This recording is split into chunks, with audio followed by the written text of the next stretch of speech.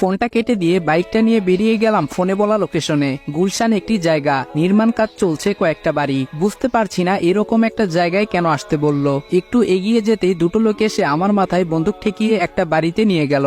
আমি বোকার মতো তাকিয়ে আছি, কিছুই বুঝতে পারলাম না। হঠাৎ কেউ বলে উঠল, রাজ, তোকে আমি অনেক বিশ্বাস করেছিলাম, কিন্তু তুই আমাকে ধোকা দিবি বুঝতে পারিনি। তুই কি করে ভাবলি আমি এত বোকা? মাথা তুলে তাকিয়ে দেখি এ তো ম্যানেজার। তার মানে আমিও কি ধরা পড়ে গেলাম?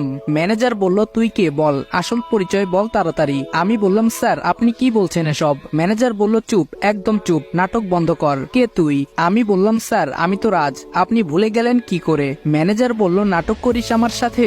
আমি বললাম, বিশ্বাস করুন স্যার, আমি কিচ্ছু করিনি। আপনি কি নাটকের কথা বলছেন আমি কিছু বুঝতে পারছি না। ম্যানেজার বলল, আমার ল্যান্ডলাইনে একটা অর্ডারের ফোন এসেছে, তুই আমায় বললি না কেন? এই রে, এ তো মহা মুশকিল। যতটা বোকা ভেবেছিলাম ততটা বোকা নয়। ম্যানেজার বলল, এই হারামির বাচ্চা কথা বল। আমি বললাম, স্যার বিশ্বাস করুন আমি কিছু করিনি। আমি ফোনটা কেটে যাওয়ার পর আপনাকে ফোন দিয়েছিলাম, কিন্তু ঢোকেনি। পকেট থেকে ফোনটা বের করে ম্যানেজারকে ফোনের টাইম আর তারিখ দুটোই দেখাই। ভাগ্য ভালো সেদিন ম্যানেজারের নাম্বারে দুবার কল করে রিং হওয়ার আগেই কেটে দিয়েছিলাম। আমি বললাম, স্যার বিশ্বাস করুন আমি কাজের চাপে পরে আপনাকে জানাতে ভুলে গেছিলাম, আমায় এবারের মতো মাফ করে দিন স্যার, জীবনেও আর এমন ভুল করব না। ম্যানেজার বলল, তাহলে সেখানে কারা গিয়েছিল? আমি বললাম, কোথায় স্যার? ম্যানেজার বলল, যেখানে যাওয়ার কথা ছিল। যাক গে, বাদ দে, এই তোকে লাস্ট সুযোগ দিলাম, কিন্তু আবার যদি প্রমাণ পাই তুই এসবের পিছে কলকাঠি নাড়ছিস তাহলে কিন্তু জানে মারা পড়বি। আমি বললাম, স্যার আপনি আমায় বিশ্বাস করতে পারছেন না? আমি কেন আপনার ক্ষতি করব, যে আপনি আমার এত বড় উপকার করলেন? স্যার আমি আপনাকে আমার বড় ভাইয়ের মতো সম্মান করি, আর আপনি আমায় এভাবে ভুল বুঝতে পারলেন, খুব কষ্ট লাগলো স্যার। মন জয় করার জন্য তেল মাখা যাকে বলে। ম্যানেজার বলল, হ্যাঁ রাজ, আমিও তোকে অনেক ভরসা করি, কিন্তু তুই যদি কাউকে না জানাস তাহলে কি করে কেউ পৌঁছবে সে জায়গায়? আমি বললাম, একটা প্রশ্ন করব স্যার?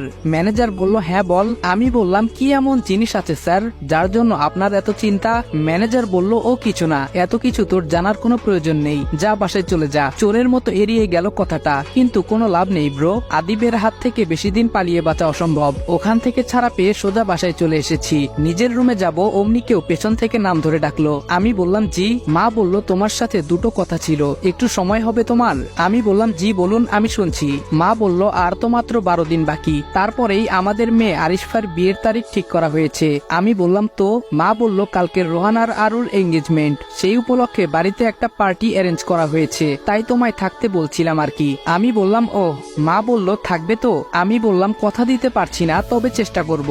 আমি বললাম, কথা দিতে পারছি না, তবে চেষ্টা করব। বাবা বলল, তুমি তো আমাদের ছেলের মতো, আর আরু মা তো তোমার বোনের মতো, কেন এমন করো তুমি? আমাদের নিজের পরিবার ভাবতে পারো। মা বলল, হ্যাঁ তোমার আঙ্কেল ঠিক বলেছে, তুমি একা একটা ছেলে আমাদের বাসায় থাকো, অথচ বাইরে খাওয়া দাওয়া করো, ঘুরে বেড়াও, এটা আমাদের ভালো লাগে না বাবা। আমি বললাম, ঠিক আছে আমি চেষ্টা করব থাকার। কথাটা বলে ওনাদের কিছু না বলার সুযোগ দিয়ে চলে এলাম নিজের রুমে। বাহ বাহ, নিজেদের ছেলেকে এত অবহেলা করলো, ছেলেটা বাড়ি থেকে বেরিয়ে গেল, একবার খোঁজ পর্যন্ত নিল না, আর এখন একটা অচেনা ছেলের জন্য কত দরদ উনাদের। কথাগুলো মনে মনে ভাবছি, তখন হঠাৎ মনে হলো ইসির কথা, তার মানে পার্টির জন্য ও ছুটি চেয়েছিল। ফোনটা হাতে নিয়ে অগ্নিকে একটা কল দিলাম। কল ধরতেই আমি বললাম, হ্যালো। অগ্নি বলল, হ্যালো স্যার।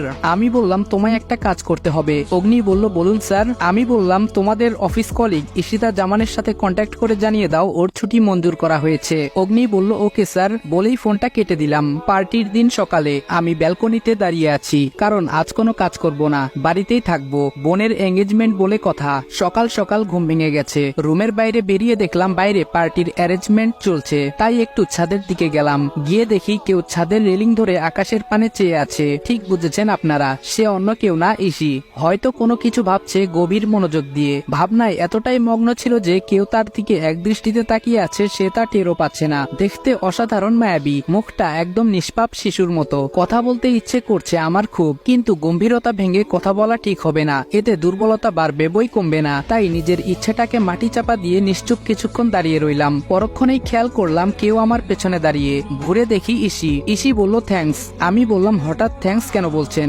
ইসি বলল, ছুটি দেওয়ার জন্য। আমি কিছু বলতে যাব তার আগে ছাদ থেকে নেমে গেল। আমি অগত্যা তাকিয়ে রইলাম। একা একা ছাদেও ভালো লাগছে না, এর থেকে ভালো রুমে গিয়ে কিছু কাজ করে রাখি। রুমে ঢোকার আগে দোতলার উপর থেকে নিচে কাজ দেখতে লাগলাম। পার্টির আয়োজন দেখে মনে হচ্ছে না এখানে শুধু আংটি বদলের অনুষ্ঠানের আয়োজন চলছে, সাথে আরো কিছু হয়তো আছে, তাই এমন ভাবে সাজানো হচ্ছে। যাকে এসব ভেবে আমার লাভ কি? নিজের ঘরে ঢুকে ল্যাপটপটা অন করে করেছি কিছু কাজ করার উদ্দেশ্যে, মনে হলো কেউ দরজা নক করছে। মেজাজটা তখন বিরক্তির চরম পর্যায়ে পৌঁছানোর উপক্রম। এদের বারণ করার পরও আমার রুমে কাজ কি, উঠে গিয়ে দরজা খুলে দিলাম। বাইরে দেখি ভাবি দাঁড়িয়ে আছে। আমি বললাম কিছু বলবেন? ভাবি বলল খাবে চলো। আমি বললাম মানে? আপনারা হয়তো ভুলে গেছেন আমি প্রথম দিন কি বলেছিলাম। ভাবি বলল ভুলিনি ভাই, তবে আজ তো তুমি আমাদের এক প্রকার মেহমান, তাই মা বলল তোমায়ও ডেকে নেওয়ার জন্য।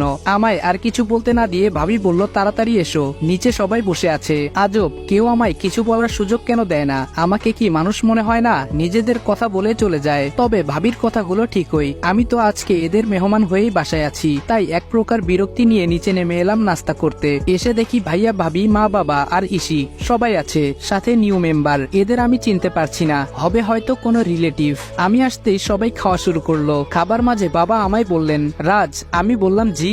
বাবা বললেন তোমার কাছে একটা অনুরোধ আছে, রাখবে? আমি বললাম কি অনুরোধ? বাবা বললেন আজকে রাতে বাড়িতে পার্টির উদ্দেশ্য একটা নয় দুটো, যেটা আমার মনে হচ্ছিল সেটাই হলো। আমি বললাম তো এটা আমায় বলার কি আছে?